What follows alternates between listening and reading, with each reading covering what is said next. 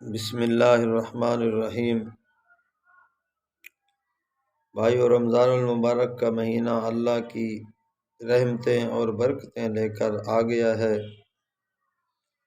جہاں اللہ کی رحمت بہانے ڈھونڈ رہی ہے کہ میرے گناہ گار بندے اللہ فرماتے ہیں آئیں تو میں انہیں معاف فرما دوں۔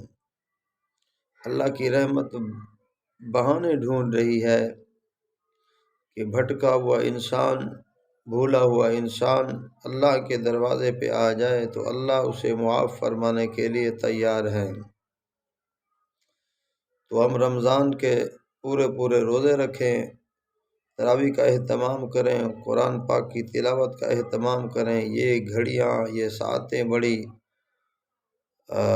قیمتی گھڑیاں ہیں، شاید پھر زندگی کے اندر یہ ملیں یا نہ ملیں، زندگی وفا کرے یا نہ کرے۔ تو میرے بھائیو، آؤ ہم روزے دار بنیں، نمازیوں کے ساتھ نماز پڑھیں، روزے داروں کے ساتھ روزہ رکھیں، تراویح کا اہتمام کریں، قرآن کی تلاوت کریں، تاکہ قیامت والے دن اللہ ان نمازیوں کے ساتھ ہمارا حشر فرما دیں، ان قرآن کی تلاوت کرنے والوں کے ساتھ ہمارا حشر فرما دیں، روزے داروں کے ساتھ اللہ تبارک و تعالی ہمارا حشر فرما دیں۔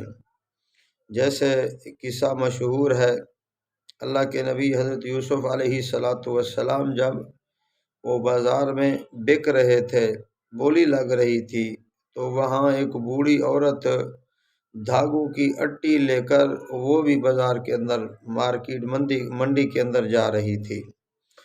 تو کسی نے پوچھا بوڑھی اس اماں سے، اماں تو کہاں جا رہی ہے؟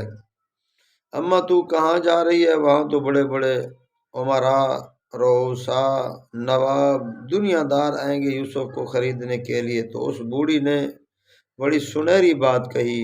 وہ بوڑھی اماں کہنے لگی، جب قیامت کا دن ہوگا، میدان محشر ہوگا، یوسف مجھے ملے نہ ملے، جب اللہ کی بارگاہ میں جاؤں گی، جہاں یوسف کو خرید کرنے کے لیے اور آئے تھے، تو میں بھی یوسف کے خریداروں میں شامل تو ہو جاؤں گی، یوسف کے خریداروں میں میں شامل ہو جاؤں گی۔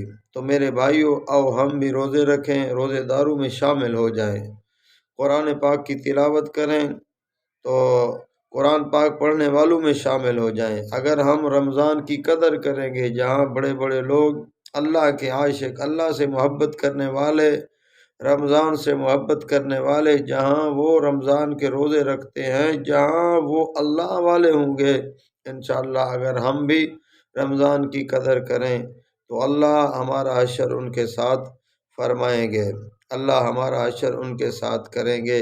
یہ ہمارے لیے بڑے قیمتی لمحات ہیں، آؤ ہم اللہ کے اس مہمان کی قدر کریں۔